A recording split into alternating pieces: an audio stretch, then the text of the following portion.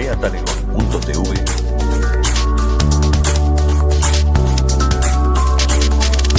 Grupo de Control.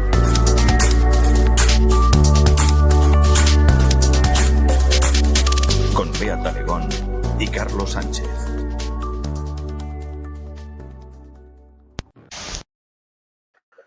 Muy buenos días, muy buenas tardes, muy buenas noches a todos. Un grupo de control, un grupo de control ciertamente muy especial y también muy oportuno. Hoy tengo la fortuna de entrevistar, pues probablemente a uno de los escritores más influyentes en lo que, el análisis de este gobierno en la sombra que hay, este gobierno en la sombra que toma decisiones en fiestas y toma decisiones entre copas pues que organiza estas clases de orgías y todos estos asuntos tan turbios y tan turbulentos que estos días ocupan portadas y, sin embargo, pese a ocupar mucho espacio mediático, no deja de ser más que ruido, no deja de ser más que pues una distracción, ¿no? Y detrás de cada pequeño escándalo, cada pequeño nombre que aparece, realmente lo que hay es una voluntad de confundir, no de informar, ¿no? Ya sabéis que en Grupo de Control no es nuestra línea editorial tratar de confundir al personal, sino más bien pues que ayudar a que entre todos pues construyamos el mapa, ¿no?, de lo que realmente está ocurriendo. El lunes, en el informe de Grupo de Control, hablamos sobre toda esta estructura, cómo Jeffrey Epstein, el hombre más odiado del mundo ahora mismo, ¿no?, que ocupa todas las portadas, que ocupa todos los posts de Twitter y de Instagram ahora mismo, pues realmente no era más que un elemento dentro de una estructura mucho más grande de poder, que lleva pues gobernando mucho tiempo, mucho antes incluso de que Epstein tuviera uso de razón, probablemente, ¿no? Pues humildemente desde el Grupo de Control queremos aportar luz y no ruido, y aportar un poco de información en la medida de lo posible. Hoy vamos a tener con nosotros a Johnny Vedmore, que es un periodista de investigación, independiente, es historiador, es podcaster y es músico, algo que tenemos en común, él y yo. Los dos somos músicos, curiosamente. Ahora hablábamos fuera de cámara, él y yo, sobre esta cuestión de la música, y él, pues decía que tenemos tendencia a tratar de hacer los puzzles, ¿no? Vemos patrones, y es cierto, porque he encontrado que hay un determinado patrón de comportamiento entre algunos músicos que poco a poco van derivando sus necesidades de búsqueda más allá, ¿no? Y pues acaban indagando en todas estas cuestiones, ¿no? Él es originario de Cardiff, Gales, el Reino Unido, y pues él es un investigador que expone a algunas de las figuras más poderosas del planeta a través de artículos largos, en el sentido que lo suelo hacer yo, por ejemplo, también en Substack, suelo escribir artículos largos, pues ha escrito en un montón de medios de comunicación, publicó un libro muy importante junto a Whitney Webb, que se llama A Nation Under Blackmail, una nación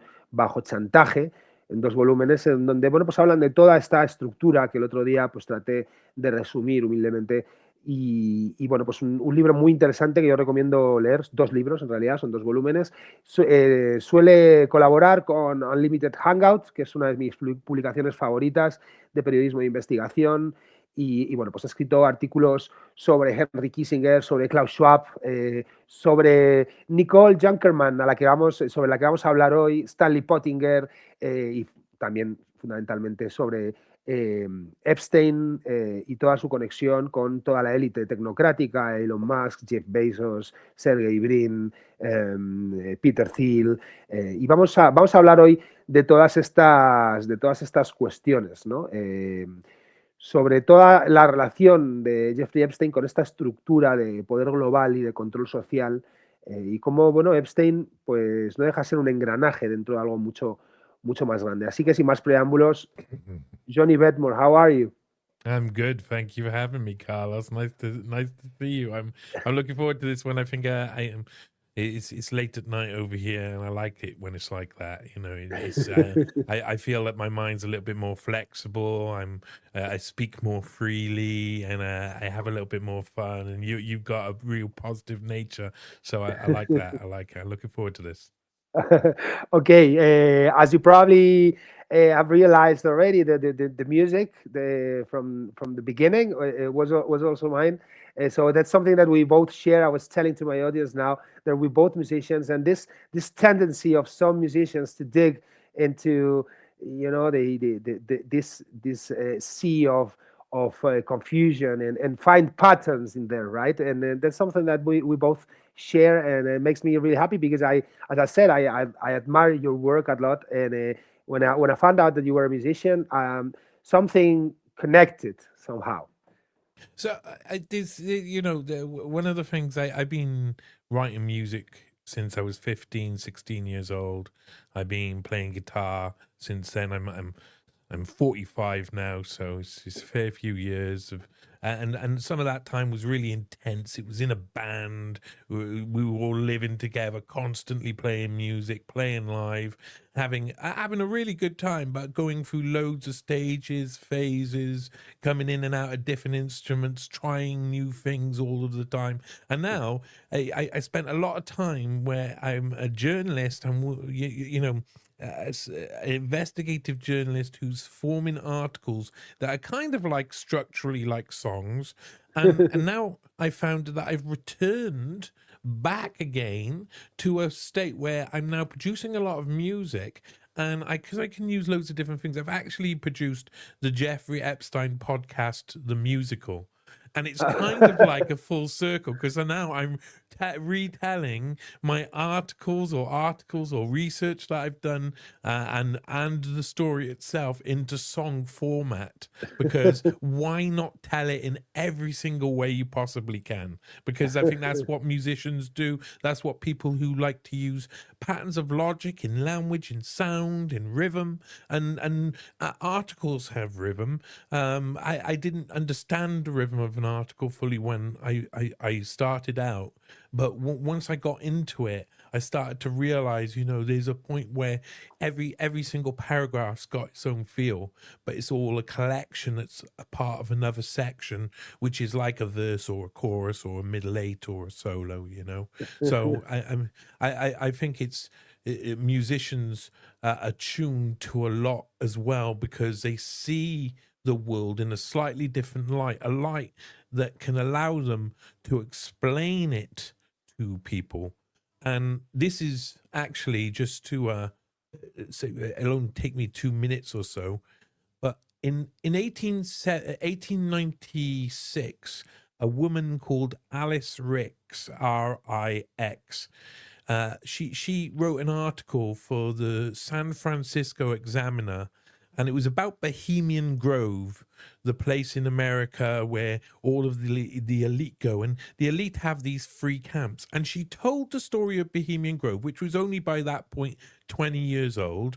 She told the story in a different way. She told it through the free camps, each being a character, and showing how those characters are actually the ones who run society.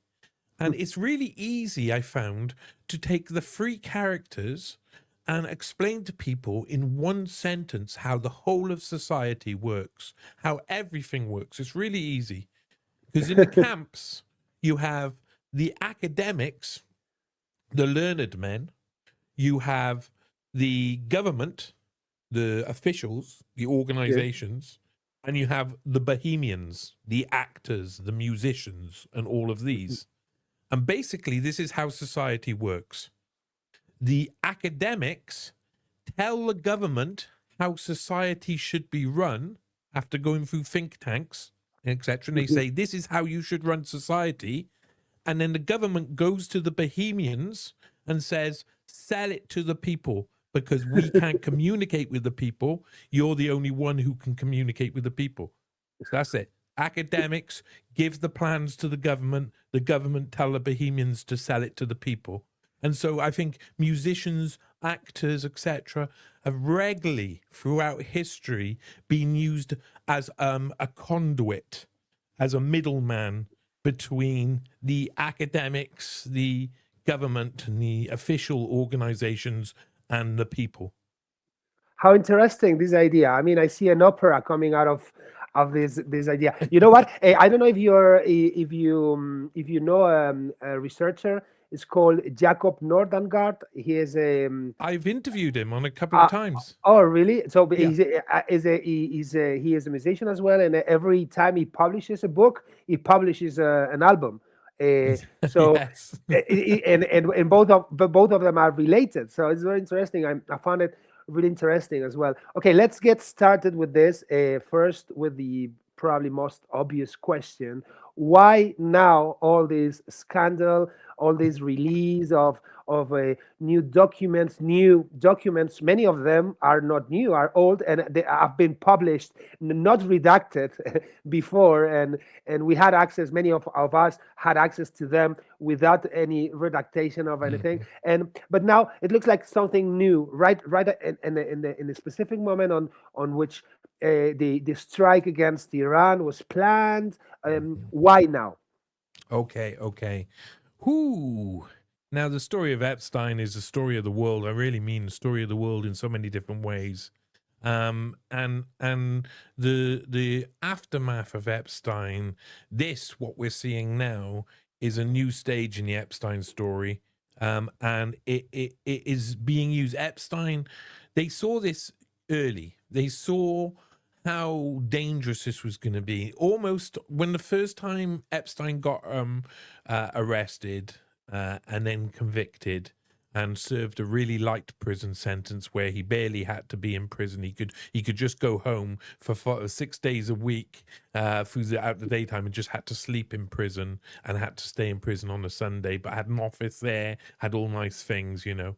When he got out that time, there was other cases already happening. 2007, 2008, Bradley Edwards and his business partner were working hard to Rothstein were working hard to bring more cases. But Rothstein, Edwards' business partner, this lawyer's business partner, was about to be found guilty of one of the biggest Ponzi schemes in history and would be sentenced to 50 years in prison soon after. And Epstein would try and say that some of the cases being brought against him were illegitimate because of this scheme, etc. But they knew it was building up. Epstein and his legal teams, and he had very good legal teams, had already gamed out how this all would happen, how this all would go. And I personally, I believe he was in control of both sides, both the victims of Epstein and Epstein himself. I think he was in control of all the legal teams. There's loads of reasons why I think this. For anybody who wants to read my Pottinger articles about John Stanley Pottinger, who was officially the victim's lawyer, the Epstein victim's lawyer. Well, he also ran guns with Epstein in Iran-Contra during the 1980s. He shared an office with Jeffrey Epstein in the early 80s. They did some business together during that time. They moved in as neighbors in Palm Beach together in 1990 within months of each other. They lived 500 meters away from each other, and Pottinger brought up his family as a neighbor to Epstein during all of that time. And then, of course, later on, Pottinger, he went on to I mean, Pottinger was he was already very famous, but I'm just saying his connections with Epstein. But he had already been responsible for covering up Watergate, the assassination of Martin Luther King. He had been involved in Wounded Knee, Kent State Massacre, the assassination of Orlando Letelier. He had organized Iran-Contra, which Epstein was partially involved in. So, you know, there was already corruption happening within the legal teams when you look at them in the years after Epstein gets out of prison. And it seemed like it was Epstein himself who was managing them to some extent. So when Virginia Giuffre at one point, one of the most famous victims who is now passed Dead. alleged suicide, when she was brought at one point to meetings with Stanley Pottinger and David Bowies with her representative Bradley Edwards, when they were going over to their building, it was a building same building that Jeffrey Epstein's lawyers were in. Darren Indyke was in the same building. There was just way too much coincidence all over for this. It looked like it was manipulated. Now, I'm going to tell you something that's you're going to be the first people to hear this, because I've got a fourth part of the Pottinger series coming out next week. And where John Stanley Pottinger started this, his son, Matthew Pottinger, would take over this. It's going to be called The Pottinger Legacy. And it follows about how Stanley Pottinger became the protege of one Lieutenant General Michael Flynn, who was designing and did design the fifth generation warfare tactics for the American military PSYOP units. He was the head after about 2011. He was the head of the main Black Op organization that covers SEAL Team 6, Delta Squadron, all of these really, the stuff you're not allowed to know anything about. You don't get any files from these places. They don't admit everything is a black operation. You don't get to see anything about them. He's the head of this. And he's already writing books right now about fifth generation warfare, about how they need to change the style of warfare so that it's no longer about bullets and guns, etc., but it's about people not knowing where they are. They can do so much really quickly if everybody is distracted all of the time. And around 2013-14, Stanley Pottinger approaches Bradley Edwards and says, "Hey, you may not know me. My name's Stanley Pottinger.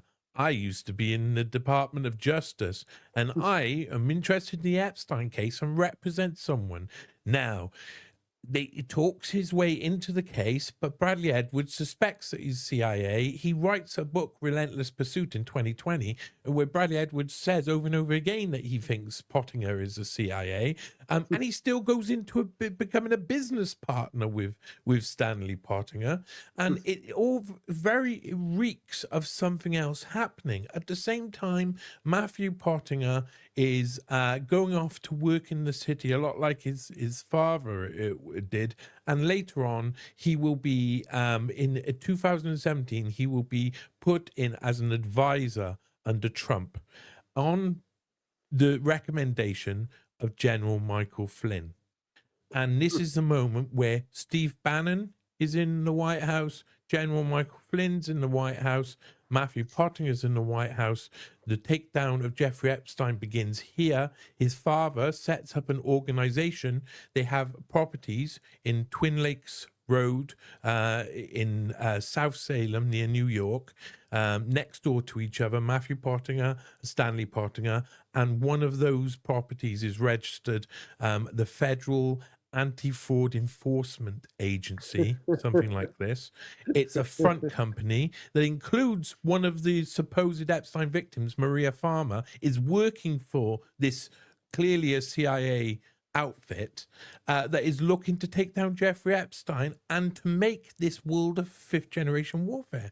People don't even know what was coming for them. What was coming is that they were going to basically make a spectacle, what we call a spectacle, a big show out of the Epstein case. Eventually they were going to kill Epstein, which we saw, or he's going to disappear into nowhere, just vanish maybe. Who knows? It could be anything now, because this is fifth generation warfare. We don't even know what's real or not. So they don't have to play by any rules anymore. This is to distract us. Would you say that this is part of the plan, like letting him fall and this is the plan. selling the whole spectacle? Would you say that then? This is the plan, the number one plan. Before they could do absolutely anything they want. Because the plan is the future of warfare is fifth generation warfare, is flood the zone, they call it. So when they had Event 201, your viewers all know about Event 201 Yeah, of before the course. Yeah, pandemic. yeah, Yeah. You had a guy called Matthew Harrington was one of the guys speaking on that. Matthew Harrington works for Edelman PR. Edelman PR is one of the biggest PR firms in the world. It represents 60% plus of everybody, governments, political parties, companies, everybody, and in different ways under different names, and it hides its true nature in many different ways. Matthew Harrington talked in Event 201 about how to control information, and he talked about flooding the zone. Flooding the zone is release as much information as possible, have every single person saying loads of stuff at once so you can't see people like me reporting facts. So people like journalists just disappear in a wave. We just swallowed up. And that's yeah, the same now. What we see is the world that Epstein was designing at edge. So the technocratic world, the technocrats were in charge of all the social media, the Jeff Bezoses, Elon Musk, Salah Kamanga, Larry Page, Sergey Brin, all of the top guys were all trained at elite masterclasses by Epstein in how to create a world which forces you to do what they want. And in that world, what you do is you just get masses of information hitting you in the face all the time. And you don't know what to make of it, but in amongst it is information that will make you change your behavior.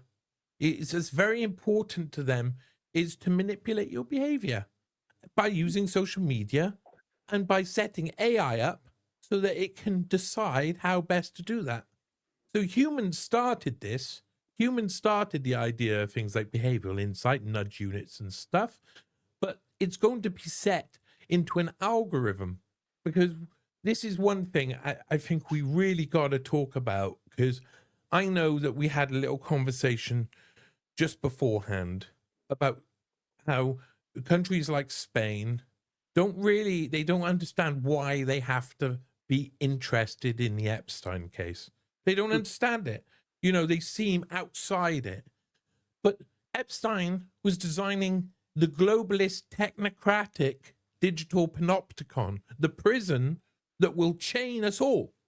yeah. Chain you in Spain, chain people in Italy, chain people in China, chain people in Britain.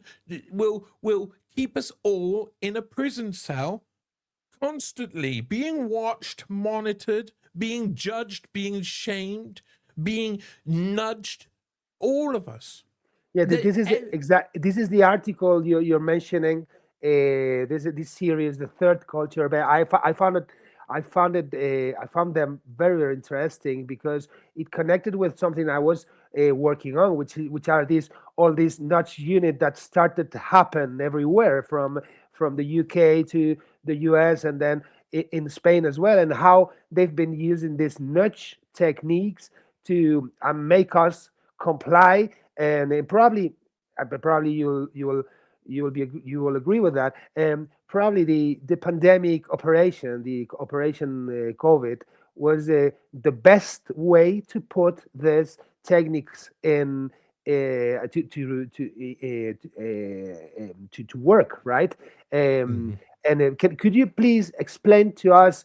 I mean, summarize somehow these master classes that you're mentioning.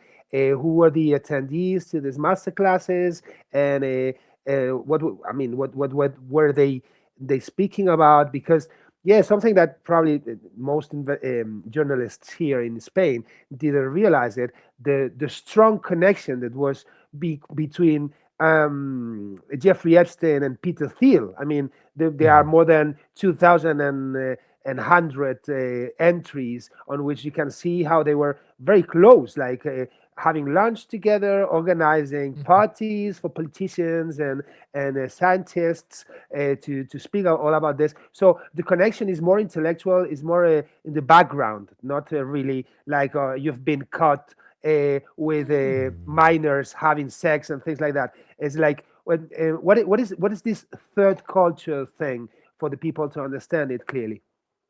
Okay, right. Well, the third culture refers to something that was a C.P. Snow book called The Two Cultures I think it was from about 1952, maybe later, maybe 1959.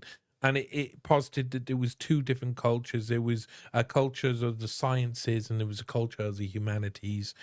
Basically, there was this one side that was analytical and couldn't understand the works of Shakespeare, could understand the second degree of the second law of thermodynamics, but couldn't understand the works of Shakespeare. And the other side couldn't understand the second law of thermodynamics, but could understand Shakespeare. There should be a third culture where they mix the two together. And there was a man called John Brockman who was given a book at a party by John Cage, and it had made him go towards this idea of Sorry, the John third Cage, you culture. mean the composer, right? The Yes, composer. yes, Oh, yes, John yes, Cage, the yes. composer. Sorry. He was also he was a lot more. He was a thinker. He was a kind of like by what I've read about him, kind of like a quick mentor. He would come in to people who he could see had the ability to make change, and he would give them something that would give them that ability to make change. And John Brockman, he went on to create this organization. It was called the Reality Club. It was in the 1980s. It had people like Richard Dawkins, Daniel Dennett, other scientists involved in it. Isaac Asimov was hanging around. It was a New Wow. York elite club where everybody would go and hang out, and they'd all polish each other's knobs. I don't know how you're going to translate that to your audience, but basically they would they would all tell each other how good they are. Yeah. They would all Polish each they would other sounds good. Yeah. pat each other on the back. But they would try. The idea was trying to form a third culture, and then eventually out of this came something called Edge, which was in the early 90s. Put into proper practice, where it was a meeting where it'd be organized, and they would have a theme, and one of these famous people would go and speak to the other famous people. And by the late 90s, this had rolled into being something that Epstein got involved with. And Epstein came in, and Brockman and Epstein saw eye to eye straight away. Brockman had been quite an interesting figure, the creator of Edge, because he had been mixing with everyone from, Andy Warhol upwards, in all of the party scenes, every strange, illicit New York part of the New York scene Brockman had been involved in. And when he got involved with Epstein, it flourished all of a sudden. They started having the billionaires dinner, which was this special once yearly time where all of these people would get together with the scientists. So people like Bill Gates would turn up, Eric Schmidt, Rupert Murdoch, all of the guys would turn up. Epstein would hang around, bring some of the girls. Ghislaine Maxwell was sometimes there, very rarely. I don't think she necessarily liked hanging around so much with the scientists as much, but the majority of the people were these young technocrats. They were going to these lectures together, little meetings they were having, and these turned into Edge masterclasses. And so by the time we're talking of this masterclass, the one that is behavioral insight masterclass, that was in 2008, and the attendees of that were Elon Musk, who at the time was the head of SpaceX, had just really been founded. He was also Tesla, of course, but he was later going to be involved in social media. And I think everybody knew richest men in the world tend to be involved in social media. So they only have to do 1 + 1 to work out that, media is the place where rich men go to control the narrative about their own image, because that's what they always have to do. Also there, Evan Williams, who was the head of Twitter at the time, Salah Kamango, who was one of the heads of YouTube, Jeff Bezos, who was the head of Amazon. I can't remember if Larry Page and Sergey Brin were both there. I think they both were there. It might have just been Sergey Brin, though. They were Google, of course. Only the heads. It was about each of the 6 each of the 6 lessons during this masterclass. They did it days, so they had 6 days. Each of them had a couple of extra people came, and a couple of people couldn't attend one of them, say. So Yeah. Elon Musk was at like 3 or 4 of them. Jeff Bezos was probably at all of them, because he was very much Jeff Bezos, Sergey Brin, Larry Page were constantly at edge. Their faces were always about Elon. This masterclass, some of the days, one of the days, I think it's day number 4, is the psychology of scarcity. It's how to use poverty to manipulate people. And so Wow. this is the richest men in the world discussing in detail with the grandfather of behavioral insight, nudge units, Richard Thaler, and a guy called Sendil Molnathan, whose research is behavioral psychology. It's the richest men in the world who own social media platforms learning how to manipulate people using poverty via social media platforms. That's the basis of what the Edge Masterclass is.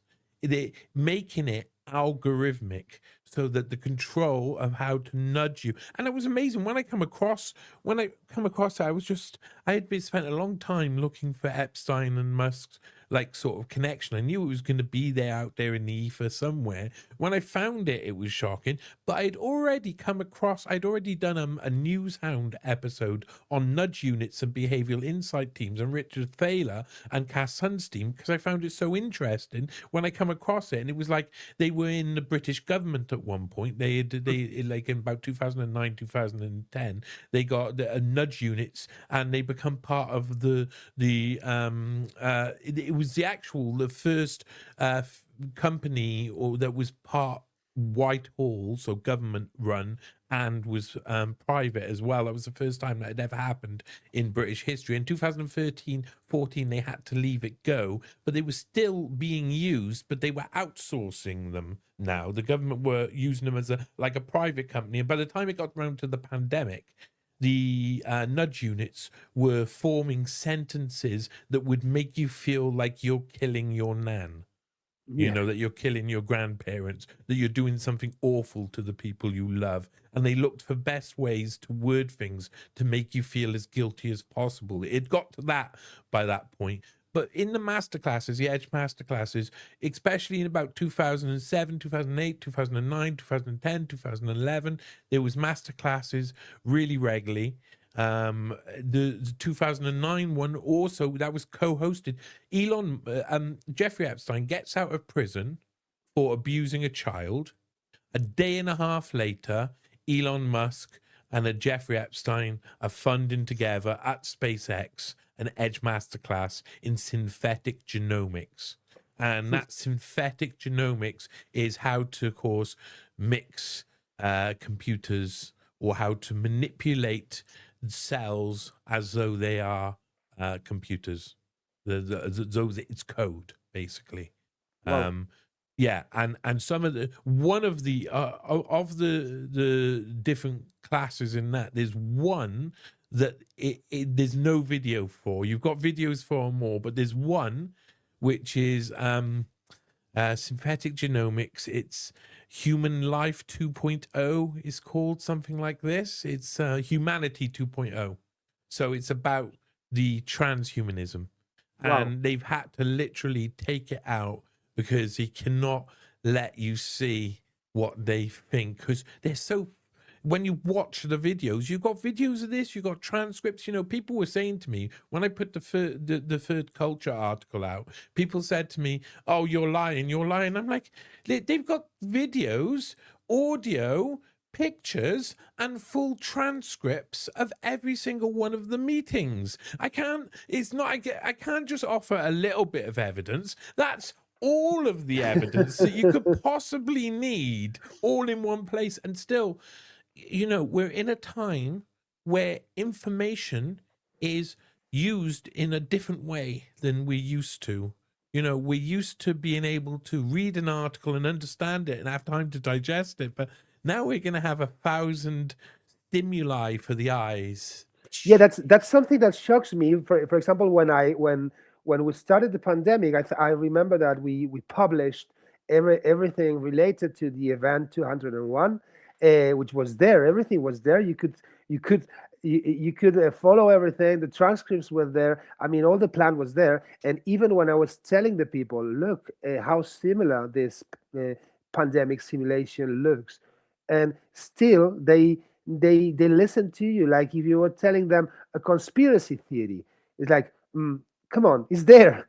It's these people speaking about it. So just think for It's like yourself. a ghost. Yes, It's like exactly. the ghost of a mental state. Yes, it is. So I feel really sad sometimes because Yeah, me too. I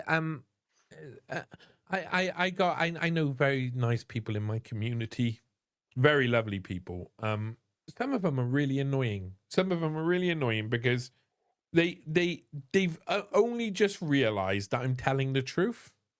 For 5, 6, 7 years that they've known me, they've been treating me as though they believe me, but they thought I was lying because they've been trained that way. They've been trained to assume that when someone says something that isn't given to them by the BBC or given to them by the state news, given to them by whatever news channel has been authorized, then they must be a liar. That information cannot be true if it's not come from those sources. Just cannot be true. But they never properly said that to me. But now they've started saying it to me. They started saying, for all these years, I thought you were lying. Like, that's a nice thing. Like, that's okay. Well, Like, yeah, I that's mean, fine. at least they're realizing that But they've been tricked. But yeah, it's very sad. yeah, It is I very sad. already knew that they didn't believe me. I already knew that it would take them time to understand it, but eventually they wouldn't be able to hide away from it. And then at least they'll have someone to speak to about it. That isn't screaming and shouting and isn't going, "Rah, the world is going to die," because that's what they want. We are living in a world. This Epstein files, what we're seeing. If you're from somewhere like Spain, you'd look across and you'd say, "These people look crazy. They look mad. There's no point in us even looking." But if you take all of the noise, if you take all the shouting away, you come down to the people who are designing the society that the Spanish will have in the future.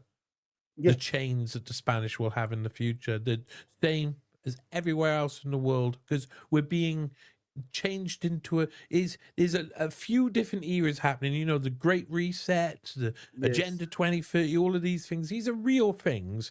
They've all got names, yes, but they've all got agendas. But we're in a state of crony capitalism. We've moved to stakeholder capitalism now. The world of Klaus Schwab created, like the financial world of Klaus Schwab, and we're moving on to quickly tokenization, which will then us being part, all of us being kind of a token in just a long line of code. That's it. We're blockchain now. We're blockchain because humans do this. We design our societies and we change them really quickly. Same with politics. People thought we were in a democratic system for the past 25, 30 years, but we haven't. We've been in what's called a third way system. They even told us that, well, when Bill Clinton was running for office in 1992, he was saying, "I'm the first third way politician. I'm not left wing. I'm center. I'm third way. We do things differently. You're going to see things that Tony Blair, I'm third way. Gerhard Schröder, third way." They're still running third way politics. The left wing doesn't exist anymore. It's been purged out of nearly every country, and Yes. as the left moves into the center, the right also has to compete, so moves into the center as well. So there's only an extreme right, a really pitiful, a terrible left that doesn't really exist, and are really lots in the center, and the Yeah. center has no solution. There's no political solutions in the center. That's what we got all the way around the place. We used to have what we used to think was democracy, then we had third way politics, and that'll lead to some form of tokenization of the political system too. It leads to mega cities, C20 mayors, all of the different agendas that have been mapped out and organized in great detail by organizations such as the World Economic Forum, which we know from the Epstein files as well. Epstein was nominating people to be young World Economic Forum, young global leaders. So True. wild. Yeah, it's wild because you can follow all these so-called Western leaders at the moment in these meetings. The young leaders from Davos. You see Vladimir Putin. You can see Justin Trudeau. You could see, I don't know, most of them, Tony Blair, all of them. Well, I mean, lots of people will say that Vladimir Putin isn't a young global leader, but he was a different program that was run by the same people. There was only 3 people chosen of that program. One of them was Vladimir Putin. That was Yes. in 1993, the same time that they won the first World Economic Forum Young Global Leader program. And Boris Yeltsin in 1999 said, "I'm going, that guy's in charge," and that was it. True. So yeah, it's mostly you can see all these people. I wanted to ask you to do some history because Epstein it belongs to like a wider structure, bigger structure of let's say shady power, which is connected to the real construction of the state of Israel, right? Like from the very beginning, not before the ending of World War II, when the CIA, not the CIA didn't exist at that moment, but they needed to organize some nets of collaboration with the Italian mafia and the Jewish mafia with Meyer Lansky and all this thing, and how they built this connection between the secret services of the United States and the future or the incoming secret service of Israel, right? Yeah, Epstein belonged to this structure through this group called Mega Group, on which you had the most influential Jewish personalities, such as at the moment, for example, Ronald Lauder, which is the president of the Jewish World Congress, who's the father-in-law of the brand new Federal Reserve president, Kevin Warsh. So you can still see the power of this organization. What is this organization about, the Mega Group, and how is it, ruling the world somehow at the moment? Well, I'm like my feeling on, and I've done a lot of research on Zionism, especially the rise of Zionism, and I took a little bit of a different route because when Whitney was writing One Nation Under Blackmail, she was very involved with that part.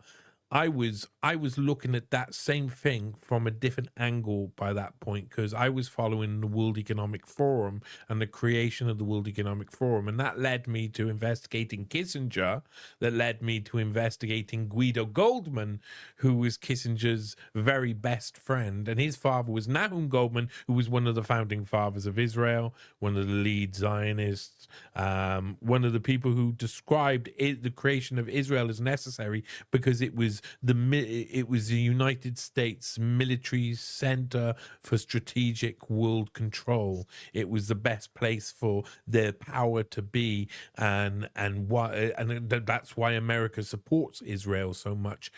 Israel and America by the 1980s were totally in bed together. 1967, everything had changed. A lot of what people don't realize is at the beginning of the CIA, a lot of the people who were creating the CIA, Kermit Roosevelt, Virginia Gildersleeves, people like that, Dorothy Thompson, they were really strong anti-Zionists. They believed in keeping the state of Palestine, that it would lead to too much disruption for Israel to be given to the Jewish people. And they were right, of course, but the state, the Americans, they wanted that disruption. They had just created the CIA in 1947, and they wanted that problem. They wanted that issue. They wanted to make sure that there was destabilized world all of the time. Because in a destabilized world, they can come in and do a lot more actions, a lot more subversive actions. They can get funding for a lot more actions. And so the creation of Israel benefited them militarily, kept them with strategic military control in that area. But most of the people who actually created the agency that was going to do the most damage in that region, who was going to organize the coups in 1952 and 1953 in Egypt and Iran respectively, and change the dynamics in favor of America, or at least that's what they wanted to do. These people were the opposite of what the agency they worked for wanted. And that only lasted until 1967. By 1967, when the Six-Day War happened, there was just everything changed overnight. Americans before that believed that Israel that it was a mistake. The popular opinion was not with the creation of the state with Israel. After 1967, they were all on board. The whole of America was like, we need to protect the Israelis. It's going to happen again, what we've seen in Nazi Germany. The Arabs are terrible. It's all of their fault. And everything had changed. And so the CIA got right behind them. By the 1980s, there was this feeling that basically they had learned a load of lessons. 1967, other things happened too. There had been a kind of reset in the intelligence community. There was lots of CIA programs that got exposed, but they looked like they were purposely exposed. Like, for instance, Kissinger's international seminar that Klaus Schwab went through. That was a training program that was a lot like things that we see later, like the World Economic Forum's Young Global Leader program. These sort of things got exposed as being CIA funded. Gloria Steinem got exposed as being a CIA agent. All of these other operations started to get exposed. The CIA would later on have to answer for Watergate and the like.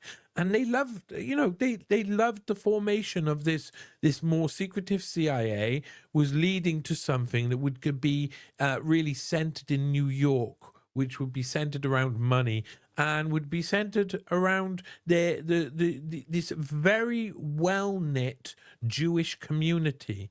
The most well-organized part of... When I was researching for One Nation Under Blackmail, one of the things Whitney Webb asked me was to go and look at Les Wexner's rise and some of the work he did within the community in the 70s and the 80s.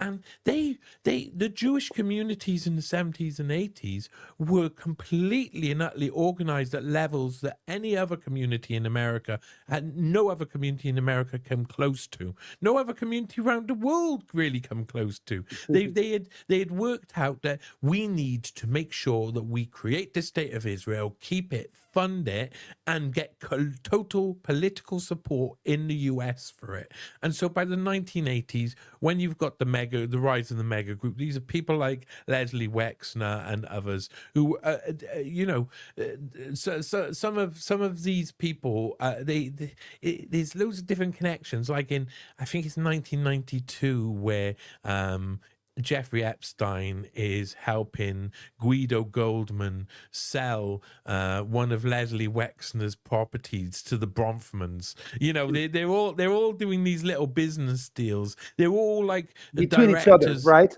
Yeah. They're all directors of the board for things like Sotheby's And they're all using it as a way to obviously launder loads of cash and launder loads of money. And the 1980s is a free for all, and the CIA is kind of letting them do everything, because at the same time, people like Epstein have been running guns for the CIA. They're doing these big money operations that are making lots of their friends rich, and they're protecting each other. I think the scams because the Towers financial scam that Epstein was involved with in the late 80s was a little bit of a warning to him that he needed to get much closer with those who were willing to protect him, because they could make him so much money. So that included Les Wexner had come to New York from Ohio in the late 80s, 1986, 1987. He had come and he had done this thing where everybody had to do it. They had to go and they had to dine with all of the big financial players in all of the big halls, meet everybody, be introduced to everybody, and then they could go back home, but they would have their finger in the New York pie, the most important pie. At the same time, like 2 years later, say 1988, 1989, Robert Maxwell's doing the same thing. He's coming across the ocean. He goes and hangs out in all the New York parties, Malcolm Forbes parties, all the other parties that are happening around in New York. And it's like they bend the knee to the money people. And the majority of the money people are Jewish. The majority, because they're so well organized by this point. Their communities are organized. Their banks are organized. Their countries are already organized. They have sewn up everything. Now what we're seeing is like hyper organized. The Mossad and how they use them is almost like a private business enterprise. You know, there's offshoots, Unit 8,200 companies flying all over the place. Well, that was starting. This was the real primordial beginnings of that. It is an extremely powerful Israeli lobby. But at the end of the day, this is one thing that I differ from people like Whitney Webb, from other people who talk about this. I don't think that Israel is per se in control of America. I think Israel is the 51st state of America. Mm-hmm. I think Israel is part of America, that Israel without America could not exist. Ergo, it is America. Yeah. That Israel itself is set up so that American dominance can happen in the Middle East, Asia, in Russia and Europe, from Turkey, Iran, everywhere, from that one launch pad right in the center, the military strategic center of world control, as Nahum Goldman put it. So I am, the Israeli side of it is massively important, but it's not like a separate entity. It's not a puppeteer. It's not a puppet. It's part of the overall structure. And I call that structure the big gray globalist intelligence blob. In 20 years' time, our children will have realized something that we don't realize yet. The people like Jeffrey Epstein and Henry Kissinger and people like that do not have a nationality. Peter Mandelson, you can have kings of Spain. They don't have a nationality. They don't spend most of their time in their own countries. They don't even think about their own countries as their own countries anymore. They hang around with an elite. They are globalists. They have lost all of that, and they are building a world where our countries, our nation states, don't exist in anything but sports. It's so interesting point of view, because if you read all these documents that have been released, you can see how they say all the time, I'll be next week in Europe, I'll be next week there, so they're hanging out like in a global level, right? So they don't belong to any nation or anything. I found really interesting your point of view, because you mostly agree with the point of view of Norman Finkelstein, on which you probably have read his book, the Industry of the Holocaust, on which he says that like the Americans started to pay attention to Israel as a geopolitical interest from the 6 Days War. And but if you dig in the GFK assassination, you see some characters in the intelligence service, like for example, James Jesus Angleton. His connection with the Mossad is very tight. Or, for example, the advisors of the president Kennedy, they were, both of them were Jewish in all this Dimona project issue. So probably there are a difference between how the Americans in general used to see Israel before the 6 Days War, and how the intelligence service or the intelligence community used to see Israel before of that, right?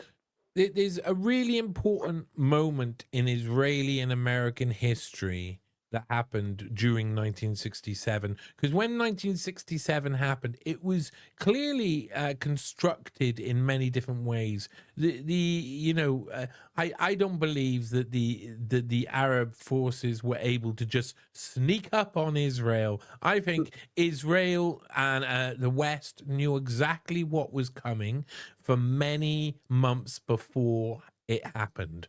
And that's an obvious, that I think we would all agree that intelligence by that time was good enough to be able to hear a rumor or about a coming military event in multiple countries.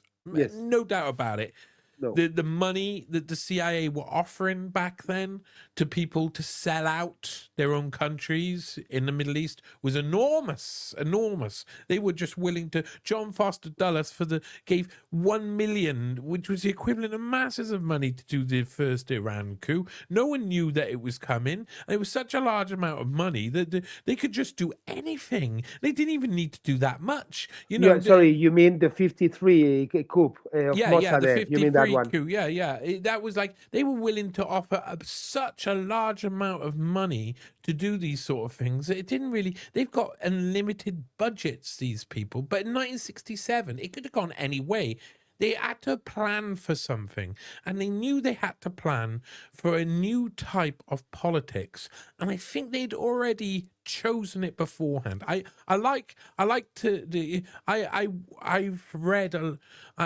written a lot about this period, about the organization in the White House during this period. This is the culmination of a lot of the beginning of nuclear theory was in the late 50s and the early 60s. And by 1967, they had decided what that all meant. They had to do strategically. So mutually assured destruction, everybody destroying each other with nukes, and perpetual limited warfare. All of that had already been fought out between 1957 and 1961. How to incorporate that into military strategy took a little bit longer. 1967, they realized, we need something, and this is the road going down. This is like one of the steps towards fifth generation warfare. They decided they needed a new type of politics to take over certain parts, especially the creation of the intelligence community. And there was a guy called Irving Kristol, who was a Jewish man who had come up with this idea. He was the grandfather of neoconservatism. And the ideas of perpetual limited warfare and the ideas of mutually assured destruction and how to destabilize places by using organizations was a perfect fit for neoconservatism. And neoconservatism could switch between the right and the left, just flow between the two. It has elements of both. And the actual people who were looking to run the country needed that sort of ability to destabilize, and needed as well to create something that undermined the political system. And so a libertarian sort of neoconservative section that could always undermine the left and right of politics was perfect for this. And this would lead to a new forming of different organizations and ideas. This would actually lead, Irving Kristol would go on to fund in 1985 the Stanford Review, putting a young Peter Thiel, while he's in his first year of college at Stanford, creating this magazine so he could take the place to start causing trouble straight away. And it was about creating this new world that would be a cyber world. They saw that the future in 1967 in the State Department, they were writing things like the year 2000, which would map out all the technologies they expected to achieve over that time. And for that, they needed a kind of like a destabilization effect constantly happening. And so neoconservatism fitted that really well for perpetual limited warfare. What you needed is it wasn't possible for the US to go into, say, Germany, Russia, sorry, or the borders of Soviet Union before the fall of the Soviet Union. You couldn't just plant Americans in there. You had to do it via non-governmental organizations that had links, mainly looking like they were all from the country, but they were actually funded via a conduit of a conduit. In actual fact, the German Marshall Fund of America, set up in Harvard, was set up, funded by Willy Brandt initially, through to Harvard, and the CIA were then funding the creation of non-governmental organizations that on the ground in places in the Soviet Union that would eventually cause some sort of issue. And these were all very neoconservative ideas, and they were often run by people who were on that part of the political spectrum. And one more thing about that is that if you go and you fast forward past all the color revolutions, because they were very successful. Yeah. They were Yeah. They planted lots of different organizations. I mean, one article I did, we looked at, me and this guy, Khan Disley, we looked at the first coups in Czechoslovakia. They needed 50 to 150 non-governmental organizations in the country to cause the coup to happen. And then when that happened, they picked up all of those organizations and they moved them to the next country along. And then they by the time it got to 2004 in Ukraine, they had 30,000, by their own count, 30,000 non-governmental organizations in Ukraine in 2004 to destabilize Ukraine enough. That had gone from 150 to cause it to 30,000, and you saw a revolution happen. Yeah, that's a huge amount. All of them. I mean, if you follow the money is not coming from so many sources. Probably, it's coming from National Endowment for Democracy, USAID, the Open Society, but 3 or 4 organizations. The money is coming from a single or 2 sources, but the amount of organizations is impossible to handle. And you hear them in the early 80s, the people who are running USA, to say, no, yeah, we're just conduits of the CIA, because they caught us in 1967. They had to form all these organizations so that we could do all of this. And eventually, this had to be computerized into algorithms. And that's where Doge happened.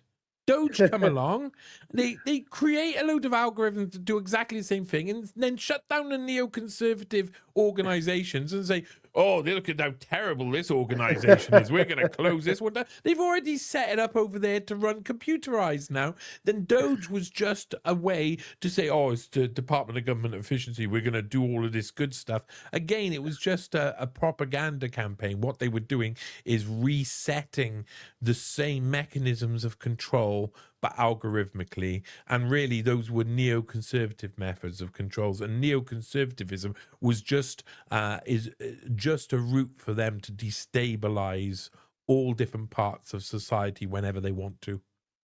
True. I mean, it's so interesting. I'm learning. You're making me think a lot. One question that you brought to my mind was, Robert Maxwell was part of this promise scandal on which the Mossad allegedly they have stolen this Department of Justice's software called Promise, and they took it and they modified it in order to use it to blackmail people in governments and blackmail people in banks and all these systemic companies, right? And was this the steal of this Promise software the beginning of this cyber structure? For example, it makes me think of Stellar Wind related to the Homeland Security Act, the Patriot Act, or all these softwares that happened in the 8,200 units in Israel. Was this the trigger of all this structure of cyber control? I kind of. I am researching a brilliant article at the moment. I came across someone who actually lives around the corner from me, who had an amazing story that included Robert Maxwell. And it kind of predates the Promise software in a way that is really, really like fundamental, and it makes you look at these sort of things in a slightly different way that can make you understand it from nowadays. So I met someone who owned a telephone switch. So an exchange, the telephone call comes in here and software does this and redirects it over there. And they were automatic switches and they handled loads of calls. And people would buy these switches, install them somewhere, and then telephone companies, etc., and cable companies would buy a amount of traffic through there, and the traffic that flew through meant they made a certain amount of money. Now, this guy, he wasn't making much money. The guys who sold him the switch said, we don't know what's happening. We should be making 2 million, and we're losing 750,000 a year. So there's something wrong. So we're in Florida. We can't do anything about it. Do you want to buy it? They said yes. They went, checked out the switch, and the switch had been set up to send a signal elsewhere. So it was actually the signal was bouncing to another country. And then it was bouncing to another country, and then bouncing to another country. Now that signal was was from the Westminster area of London, where the Houses of Parliament are, where all of the Downing Street and the leaders are. So if any telephone calls are going through that switch and they're being bounced around the world, then it means that they can be recorded somewhere during that process. And what they discovered was that the software had been in different switches that they owned had been developed by the Mossad, and companies were like Chinese companies or American companies were selling them this stuff because they couldn't work out why they weren't making money, because they should be. And in actual fact, it's because the Mossad guys had created software that allowed them to get in between things. Promise software allowed them to get in between information. Everything that Maxwell and Epstein and other people, or not less Epstein, but the Maxwells, Christine Maxwell, Isabel Maxwell, the children of Robert Maxwell as well. Yeah. These guys would get in between, to an extent. Ghislaine Maxwell would get in between information, but like on the ground level, by actually like meeting people, in real world. Yes. Yeah, in the real world. But the rest of them are making software that goes in between two other types of software, or other types of information, or other types of data. So they try and pick up the the traffic that goes in between. And at some point, of course, they're recording that information. That's a regular theme in amongst Israeli projects. And one of the examples of this with Epstein, of course, Epstein and Peter Thiel and Ehud Barak and Nicole Youngkerman were all invested in a company called Carbine 911. Now, Carbine 911 is a company that will take over the police eventually. You won't when you phone 911, you won't go through to the police.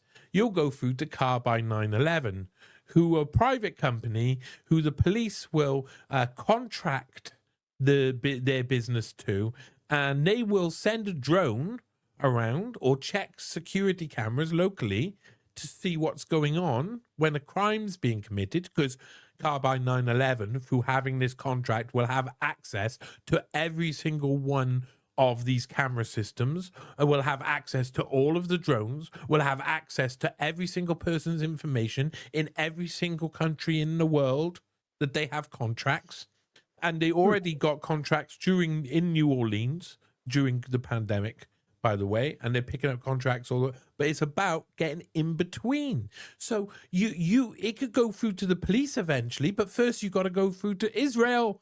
You got to go through, because Carbine 911, you go to their board. When I first wrote the first article about how Nicole Youngman, who was involved in Carbine 911, in 2019, I wrote an article called "The IDF-Linked Bond Girl Infiltrating the UK NHS." And basically, the board of Carbine that's an 911 amazing article. I was about to ask you about that, because this connects with, I mean, these are going to be my last two questions, but the role of Nicole Youngman in the database of the British NHS is, well, it's amazing. It connects with everything, and you were reminding me all these softwares used, for example, in Gaza, where's Daddy and the Gospel and Lavender, all these softwares who connect different types of data, right? Like, your medical data, everything that, like they bring it to a single, let's say, brain somehow. And this article that you were telling me, just remind me to that. I mean, you can follow the whole path from this promised software to this technology of like complete control of all your data in one single document, like the digital ID. Is there where we're going? All these digital devices are meant to be part of a single one, like the ring to rule them all, like Lord of the Rings, something like that, like Palantir. So that is what we call the digital panopticon. So in the 1700s, a man called Jeremy Bentham posited an idea, came up with an idea. He said the best form of a prison would be circular, with a guard tower in the middle, and one guard could see in every single cell, and the people in the cells don't know whether the guard is watching them or not. They can't see the guard. The guard can see all of them. They can't see the guard. That would mean that all of the people in the cells will behave themselves because they think they're being watched. They don't know. The not knowing you're being watched means that suddenly you will change your behavior. And that's called a panopticon. The prison is a panopticon. And the digital panopticon is the same. If we know we're being watched all of the time, if we're aware, if they're telling us, even if it's like in Epstein style releases where we're discovering that Nicole Youngman is spying on us or someone else is spying on us, then we're aware that we're being looked at all the time. We change our behavior. It's a facet of behavioral insight, of nudging. It's about us feeling like we're being watched all the time, that we're in this prison and there's one person who's able to watch us all, and that one person does exist, or that one entity. It's the future of AI. It's that one all-seeing eye that will be able to see into every cell, and we won't even know it's looking at us or when it's looking at us. It is very interesting, because I've realized that, for example, Peter Thiel is like obsessed with the idea of the Antichrist, and he's been giving talks everywhere, speaking about the Antichrist, on which he pictures himself and all the group of technocrats as the Catejon, right? Like this balance power that will keep the Antichrist, and the Antichrist are all these people that are against Yeah, the general artificial intelligence, is it? but that's exactly what the Antichrist would tell you.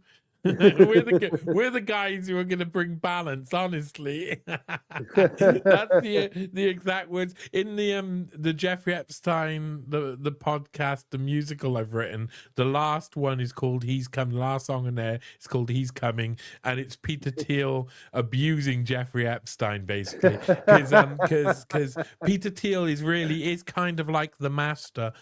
He has learned how to he learned something very early on, that not even image matters. The fact that people fear you is the Machiavellian idea, it brings you masses of power. So the more you're feared naturally, and the more people think you're evil, the more likely it is you can get away with everything. And people will say, well, he's just like that. We expect it. We know it's Peter Thiel. Everything he does is evil. It also makes it very hard to attack him. It makes it very interesting during the time of fifth generation warfare, because someone like me, I have lots of people who come to me and say, they'll drop me some money and they say, write about Peter Thiel. We want you to write more about Peter Thiel. And if I sat down then and went and wrote a load of articles about Peter Thiel, they would do nothing at all. It would just it bounces off him. He's impenetrable. He's meant to be that. He's meant to be able to. He can just sit there like Elon Musk, and you can fire at him all day, and the algorithms are set up to take it. He's never going to be held to account. All bullets just bounce off him. And what I learnt from this, I realized this very early on. So when people come to me, I'm like, yeah, okay. I will peck away at Peter Thiel, but I do it by going to the meat on the bones, the bits around Peter Thiel, the people who are important to Peter Thiel, people like Mencius Moba, Curtis Yarvin, or Eric Weinstein, people like that. I expose them because if you take away the bits from underneath Peter Thiel will become less and less powerful. He will have less allies, but he's one of the richest men in the world. He's not going to be easy to defeat. Yes. There's no real way to defeat these guys. There is no real way. They've got all of the power, they got all of the sway, they got all of the control, and they're about to switch it over. They're about to make it so that it's the computers that deal with it. I don't know if you've tried talking to because Nicole Junkermann spent 7 years in censoring my articles on and having my videos. Sorry, please tell us about, because probably most of our audience don't know about the importance of Nicole Junkermann and what's the role of this person. Can you please summarize a bit what is this Junkermann thing about, and then we keep on going. Okay. Junkermann is a very interesting, super interesting lady. She was an Italian supermodel, supposedly. I've only been able to find one photo shoot with her in, and she's working for Elite Modeling Agency, and she only got one photo shoot. I can find all of the rest of them, but I can't find any more of her. It looks like a front. She becomes a member of In Front Sports Media, which was a way for Sepp Blatter, who was the head of FIFA, his nephew, Philip Blatter, bought the rights from FIFA while Sepp Blatter is in charge for all of the World Cups until about 2022. It was worth billions and hundreds of billions maybe in TV rights, and they got it at a steal really early on in about 2002, 2003. It was naughty. The German courts eventually found that it was a really poor deal, etc., but they didn't really care. They'd made money by that. She went off to China. She did some dealing in Shanghai Realty. We know from the Epstein file dumps that they were related for a long time. I've written about her, the reason I started looking at her in the first place is because I had color coded the Epstein flight logs, and there was of the ones I had available, there was only 2 people who had one color. All of the rest was the same colors, but there was this one color where it was people who had ridden with Epstein and no one else was on there. No Sarah Callan, no Ghislaine Maxwell, no other member of Epstein's crew, just them, Epstein, and somebody else. That was really rare. And that was Nicole Junkerman on 2 occasions. And she came to Britain from France and stayed for a weekend and went home again. And I found that extremely interesting. And then I discovered she was involved in the UK NHS Health Tech Advisory Board in about 2017. 18, 19, 2000. Not too bad for a model. Not too bad for a model.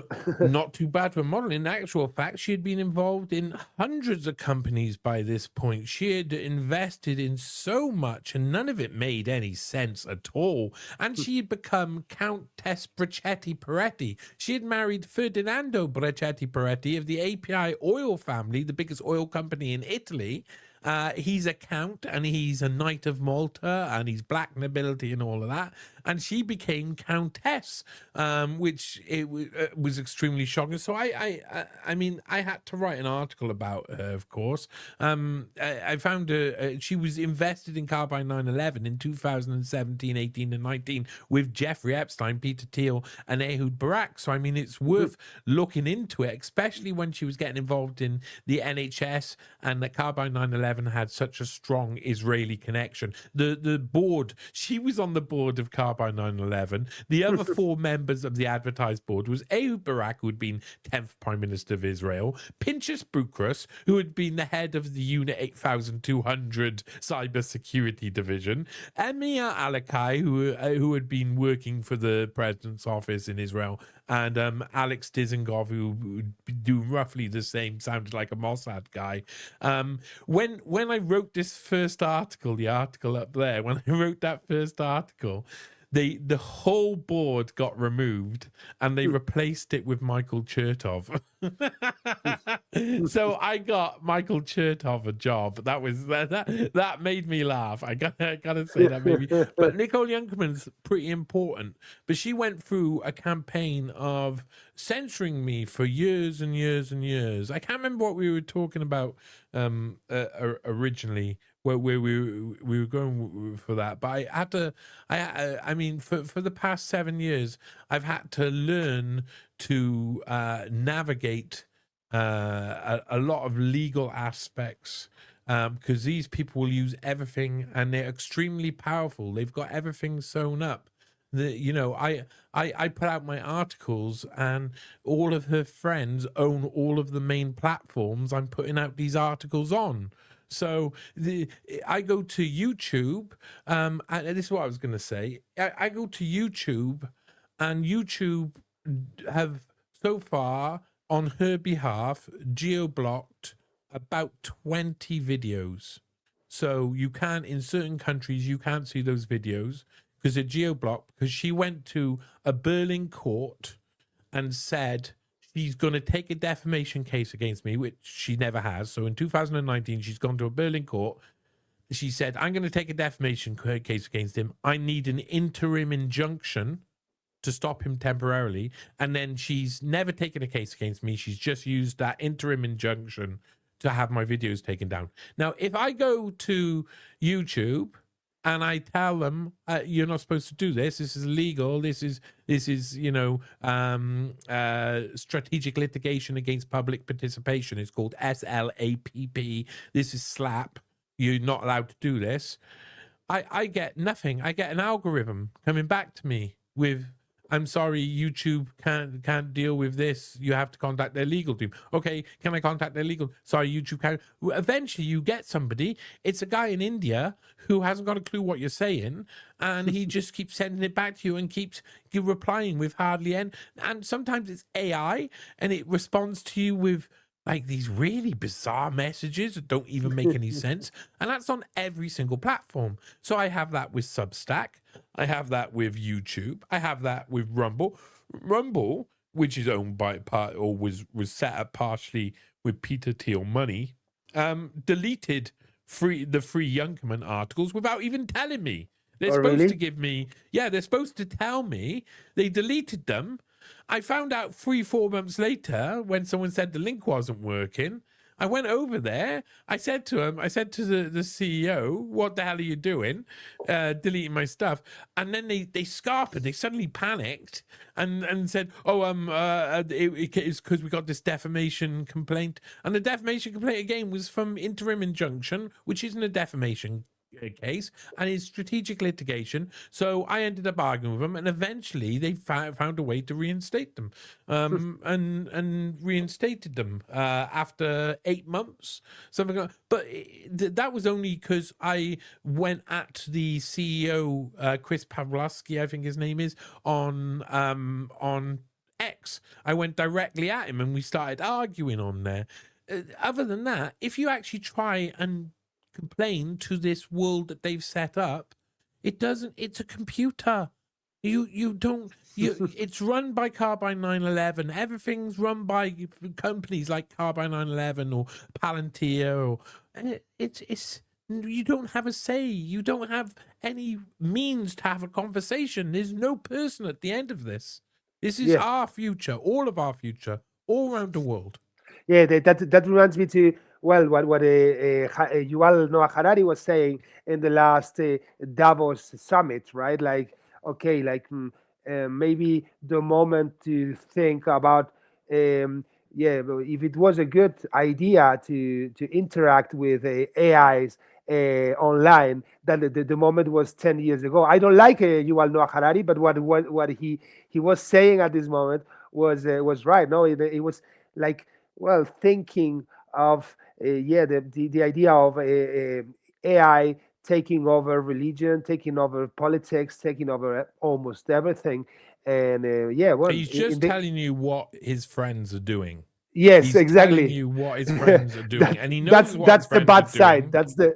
That's the bad side, and when you know that, it's really perverse. And speaking of perverse thinking, this is going to be my very last question, and but yeah, this connects to many of the main characters like Bill Gates and other characters very obsessed with the idea of eugenics and with the idea of, let's say, colony our bodies with biotechnology, and and this is an obsession that is very is broadly shared, and there's a elite.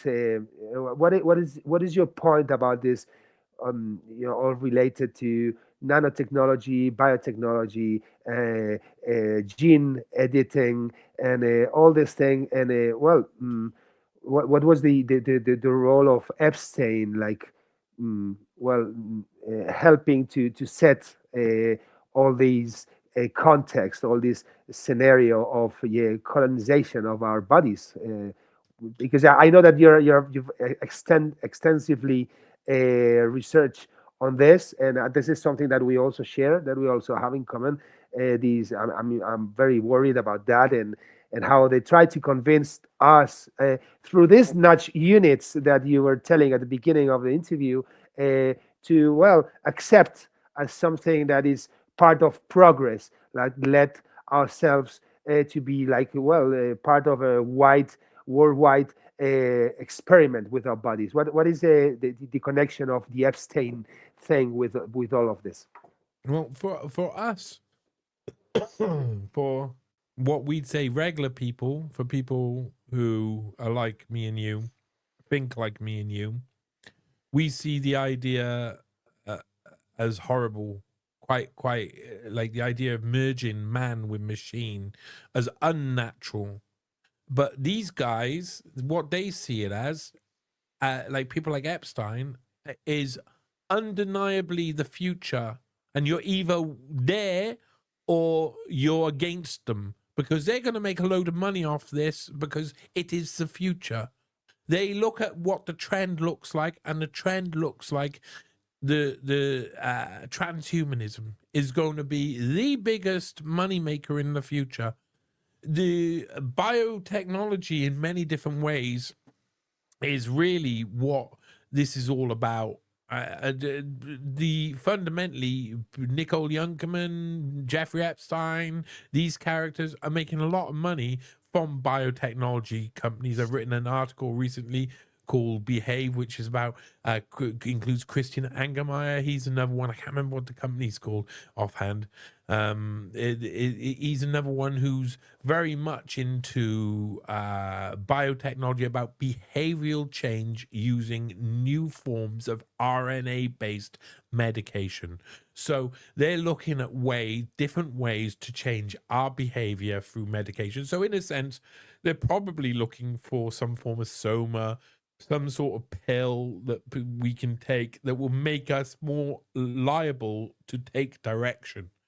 And from that comes then the ability to experiment on us more, because if we already acquiesce, say yes, if we already agree to them giving us drugs that change our behavior, then the idea of them implanting things that give us drugs constantly is going to be the next step. And then them implanting stuff. And that doesn't mean having a surgery. That doesn't mean drilling something. That means new technologies. That means you drink something and it'll stay in your blood system forever. It'll be a form of technology, a form of goo. And it may do a better job than something in your body does. It may be a really beneficial reason for it. You don't want to lose your mum. Your mum has liver cancer. They can give you this biological solution which will extend your mum's life by 20 years. Tell me what you're going to do. Tell me if, as a person, as a human being, you're going to say, no, mum, go on, your time's over, get out of here. Like, there's hardly anybody on earth. When you get down to the point, I thought about this a lot. Like, at one point, my son was really ill, and I was really far away from him as well. And at one point, he died and had to be reanimated. And it was devastating. I mean, devastating.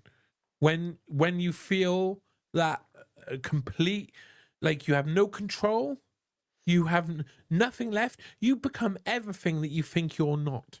You know, I can say, I don't believe in a God, or I don't believe in a religion. But my God, I became religious, you know? There was only one person to pray to. There was only one person. There was only one choice. When you're the most desperate, there is a limited amount of options. There's only one choice to make. It's the right decision for you, your family, for the people you love. There is no other option. So every time that we think that we're not going to be fed this technology, or we're not going to take it, or we'll be bigger and stronger than that, we don't think about the idea that we're going to watch a child die or a child live, depending on whether these people will give you this or that. Now, as soon as we agree to the one thing, it opens up the door to the normalization of everything else. So that same technology that can fix your liver can also make you feel better for 2 weeks, you know? You take this, you'll feel better 2 weeks, better, whatever that means. You feel less likely to be anxious, you will have issues. You won't necessarily be able to do this, or you can't go here, or, you know, you're limited in what you can do function, but it will give you something. Richer people will get a better version of this, but all of the technology is at the primordial phases right now. I mean, we've seen this. That was part of what the pandemic was. It was an excuse to try out the new form of mRNA technology on the entire world, so they could start developing other things from it and start trying to iron out certain problems that they've been trying to iron out for years. And so a lot of this, we already see the process happening, but it's like frog in a saucepan. It's really slow. The water is boiling around us, and these companies are really slow too. Epstein may have been investing in different, and there's a lot of rumors. A lot of people, they say he was creating cloning stations in Zorro Ranch, and he was going to clone human beings. And there's even evidence that's what they desired to do and what they wanted to do, but whether the technology is actually that good. It's like wanting to ride 200 miles an hour in a Model T motor built by Henry Ford. And you're just the technology is not there yet. But by pushing the technology, they do something which all of these people are. That's where Nicole Junkerman is a technological evangelist. To an extent, Epstein was a technological evangelist. They were making the technologies that were required to make other technologies work. Is it someone comes to them and says, we need to make this if we're going to win this strategic race in military or space or communications, we need to create this thing. Before that, we need someone to invest in this thing, and if you invest in this thing, you'll make a lot of money, and we'll give you options to invest in this thing. And so that's technological evangelism. They invest in this and they get something back here, and so on and so forth, until then the next level of technology is achieved, and so on and so forth. So Epstein is a representation. He wasn't only a gun runner. He wasn't only running children. He wasn't only doing all of the other things. He wasn't only moving money around, but he was helping to evangelize technology of the future. And a lot of it was so that they could hopefully one day live forever in a transhumanist world. And I know. We both find that so tongue in cheek is coy. We say we're not. It's a bit. That's corny, you could say. But in actual fact, that is the future. They're right. No. I mean, and it's exactly as you said with these meetings of these third culture. I mean, is everything in there? You can just read it. It is nothing. I mean, they're not trying to lie to us. For us, sound like a crazy idea from science fiction books, but for them is their topics in their conversations when they hang out, and this is something that people sometimes don't understand. When I speak of transhumanism in talks or in interviews and things like that, it's hard to make everyone understand that this is their actual plan. It's nothing. It's nothing. It's not a guess. It's something that is written. If you read, and it's been written for long ago. Like if you read to Aldous Huxley relates to the Royal Society, the X Club at the beginning, that they were eugenics, and eugenics has been here for a long time. It's nothing new. It's something that's been developing for a long time, and it's being in the science fiction is the very early stage of technological evangelism. It's designing the idea and putting it into people's heads so that they know what to design for the future, what they need to walk towards for the future. The imagination of man, and the imagination of man to become as powerful as God, is one of the main themes of this. So interesting. Johnny Vedmore, it's been such a pleasure. I think this interview is going to be really helpful for our audience, and the contact has been made. As I said, I've been following your work for a long time, and I'll keep on doing it because it's very refreshing. Sometimes looks ominous. Sometimes, makes you sad because it's not a pleasant scenario in which we are. But I prefer, and probably most of the people who's looking at this, I prefer not to die as an idiot. I prefer to know what the world is about, and I think this interview has been very useful for the people to understand what's behind the noise and what's behind the spectacle of these Epstein parties and Epstein scandals and everything. So thank you very much, Johnny. The contact, as I said, the contact has been made, and I wish you the best. Excellent. Thank you for having me, Carlos. I really appreciate it, man. Bye.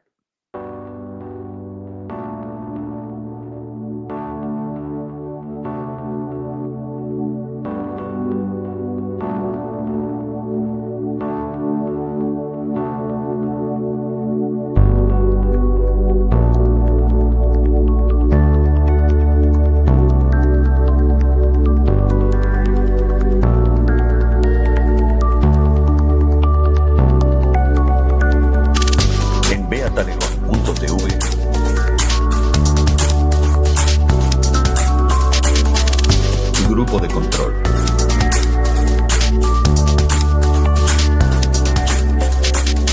Con Bea Talegón y Carlos Sánchez.